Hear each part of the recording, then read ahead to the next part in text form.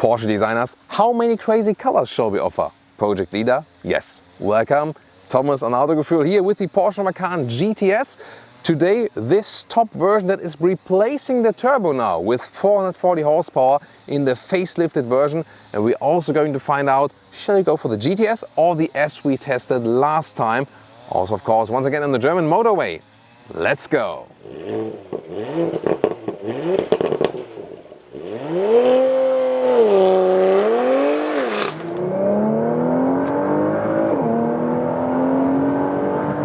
A strong look already for all new Macan facelift versions with these new design elements right here, and then the GTS, huge air intakes and also a contrasting lower bumper to the color right here. This one is also equipped with the optional GTS pack. Yeah, a GTS package for the GTS model. Yeah, that's hashtag Porsche pricing policy. PPP, interesting. Then the main headlamps come always LED as standard and also with the dynamic light function. The length at 4.73 meters or 186 inches, and yes, this Python green sports SUV could be directly sent to green hell on the Nürburgring Nordschleife, and for this sporty purpose it has 21-inch wheels. GTS automatically comes with these huge wheels, and then optional carbon ceramic brakes, and they always have the yellow brake calipers, which again looks kind of weird to the green color, doesn't it? Then the typical Macan styling, and we also have all dark accentuations here around the window and also at the side mirror here today. And this GTS design package comes also then here, you know, with the another contrast in the lower part. Adaptive air suspension comes also standard here for the GTS model, then with a stiffer trim. We'll see in the driving part how that turns out. In the rear, the light strip goes all the way through, and hey, that color is now camouflage with the background today, isn't it? And then here the GTS badge. The GTS, of course, always a theme about a lot of dark contrast. And it also comes standard then with this dark sports exhaust. Acceleration figure in comparison, by the way, if both are equipped with the sports chrono package.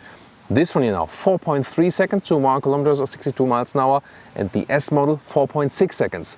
These 0.3 seconds and also the other, you know, setup changes, will they make a difference in driving? We will find out very soon.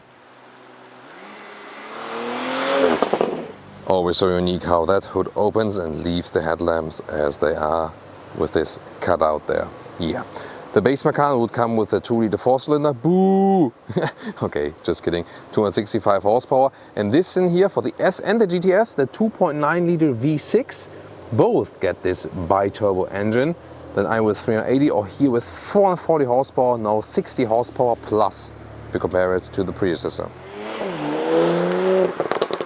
The nice Porsche car key, and this time keyless entry made it to the extra list. Wow, didn't expect that. And then the thing is, you do not put the key in there itself, but then you have this, you know, extra key thing you turn then here on the inside.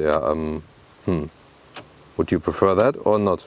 Tell me in the comments. Inside of the doors here with beautiful carbon fiber inside, and there's also this GTS design package which adds these green contrast stitches all over the place. My favorite option, the microfiber steering wheel, then also once again with the green contrast stitches.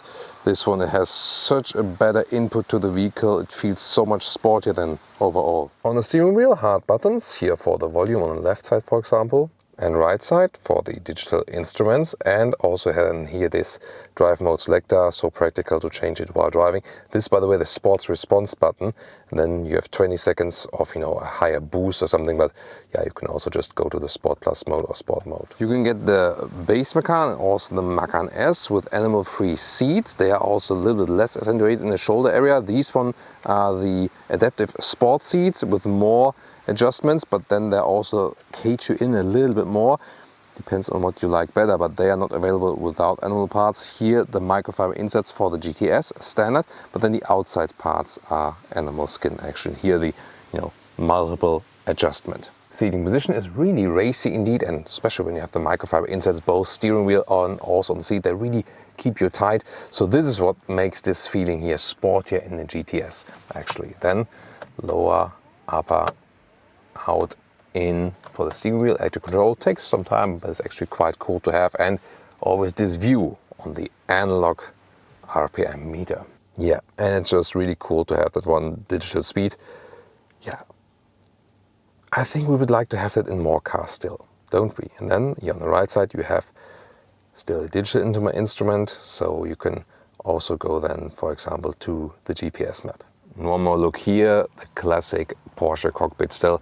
I think this one is still a good compromise between newer technologies and touchscreen and still having some real buttons, you know, a big RPM meter and so on. Or what's your take on that? To my taste, I think that's good, and we don't need more actually, do we? Yes, we need to have that in every Porsche, the analog clock. It still looks amazing. In the facelift you can see here less hard buttons. These are still good, you know, the climate buttons, they are for real. But then you have more capacitive buttons right here where the vents are coming from, but they're actually quite logical, so it's, I think, okay. And this new shifting lever, but it's really crisp here also with the microfiber in the GTS. And the cool thing is really, you know, when you move it, you hear that? There's also this kind of analog feedback I really like. An update for the infotainment system right here. So overall it's quite nice how it looks and so on. Here also responsive enough for the map. And the menu structure is also somewhat okay here. Everything stays here on the left side and so on. And we have the Bose sound system here optional, and yeah, this gives really nice surround sound. Love that. Oh, and did I mention these green contrast stitches? Beautiful detail also that we have the microfiber covering here for that armrest. Underneath you have some more space, and that's also where you store your phone. You can connect the Apple CarPlay with the cable or also wirelessly. If you're not too tall, it's actually quite comfortable here in the rear, but the thing is really when I stretch my legs and I'm also driving, I do hit this seat here at the back, and considering the length of the vehicle, that's not good usage of space. But the microfiber inserts are also really nice, and the seat position itself is really cool. And here also, yeah, an extra once again, a nice microfiber ceiling. In the lower part you get now 2 USB-C chargers and a huge middle tunnel, definitely. We also have adaptive cup holders right here. That's also the way, by the way, we can fold down this ski hatch. Look at that. Genesis found this button here so cool that they now also took it in their GV70 SUV. Very interesting. And here the trunk, you can see here cabin trolley fits in a very easy way. 1 meter or 40 inches in width and about 95 centimeters or 37 inches in length right here. It definitely does the job. And you can also fold these seats here individually. Welcome to Thomas's Performance Driving Lounge with the Porsche Macan GTS in the facelifted version. And is it worth the extra price compared to the Macan S we recently tested? German motorway, Autobahn, Sport Plus mode. Whoa, that exhaust goes nuts already right now. And we'll do a flying start from 30 kilometers an hour. Let's go.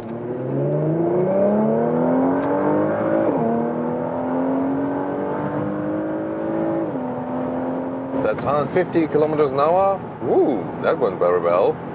But what about when we're already at speed here? When we're at 150? Can still go further?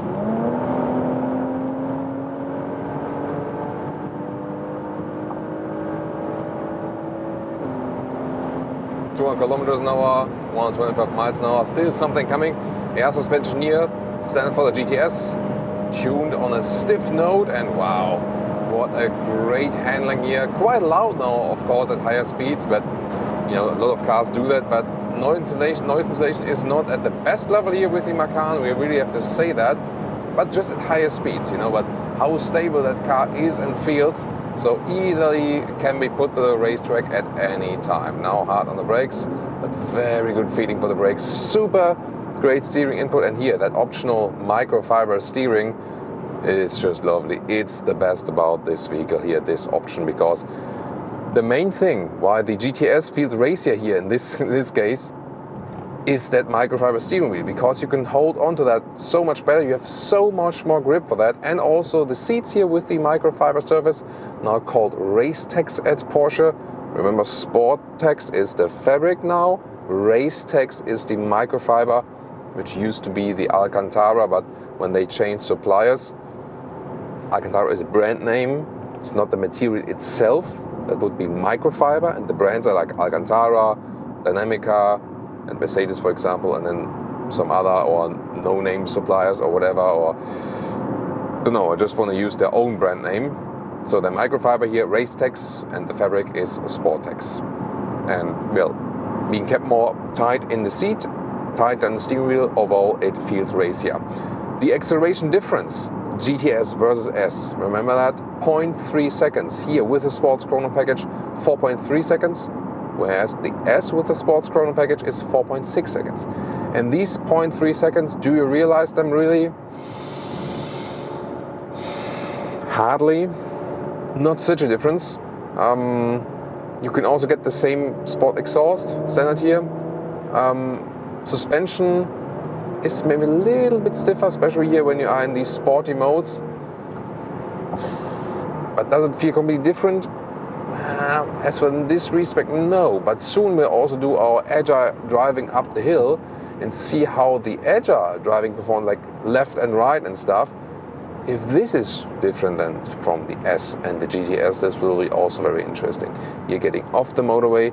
This is just a lovely area, so much fun. And indeed, as for the agile driving, when you think about, hey, go smaller or bigger, like Macan or Cayenne, yeah, the Macan is definitely more fun, whereas the Cayenne just delivers more comfort and this more floating driving experience, definitely. Although it can be sporty in time either, you know, but here just more weight, more compact building, and yeah, that steering here is so precise, no dead zone angle whatsoever.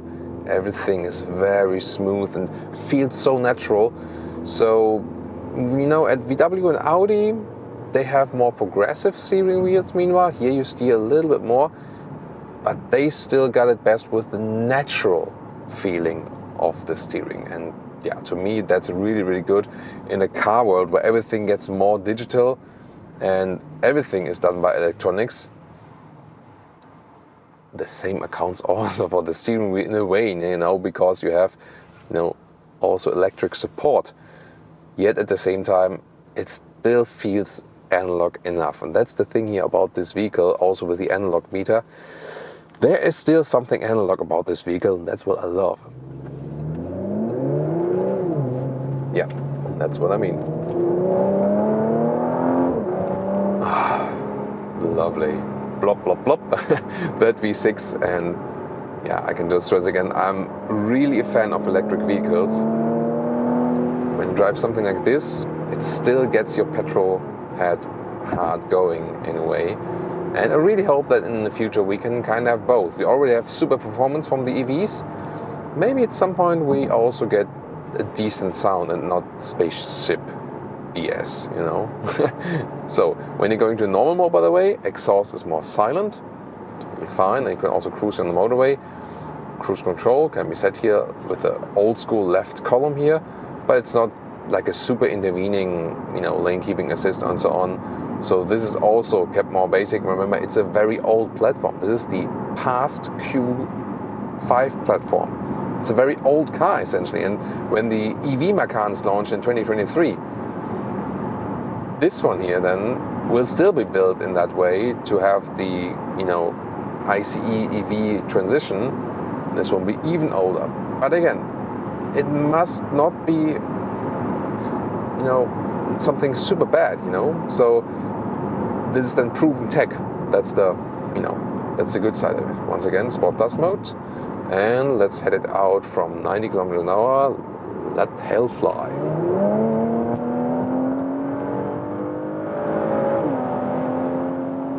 Yeah, the green hell with the Python green color. And this is like green and hell characteristics here. Long turn bend. So great control over that vehicle. Wow, 220 kilometers an hour. I'm still feeling so safe. Of course, always safety first here when cars are getting on the road. And definitely with that color, everyone is seeing me miles ahead and is hopefully not cleaning. There we go. Thank you. Oh, there's another green hell car. A Mazda 2. Yeah, and that happens also. That's why you also have to pay attention, because some do not look in the rear mirror and stuff like this happens. But that's why we also have the carbon ceramic brakes here. But make no mistake, for most usages, the tungsten carbide brake will be better.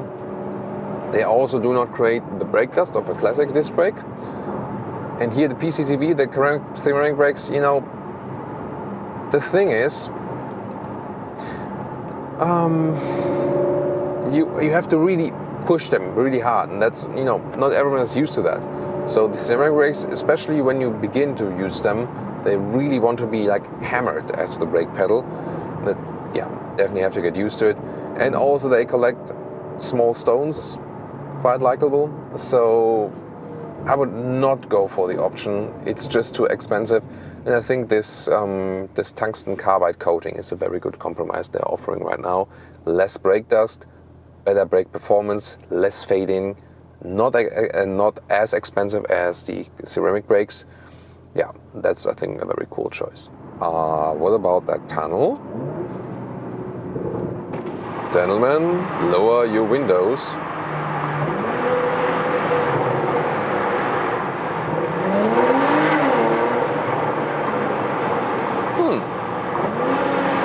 Nice. That's a sound, right? And now driving up Autogefuehl's peak. Let's see that rear-wheel biased all-wheel drive together with this crisp steering. Getting out of the corner very nicely. Wow, that's super cool. And here, when we're going uphill, then the GTS, you know, the 60 horsepower more, that is indeed giving us a little difference. So it's just a little bit quicker out of the corners.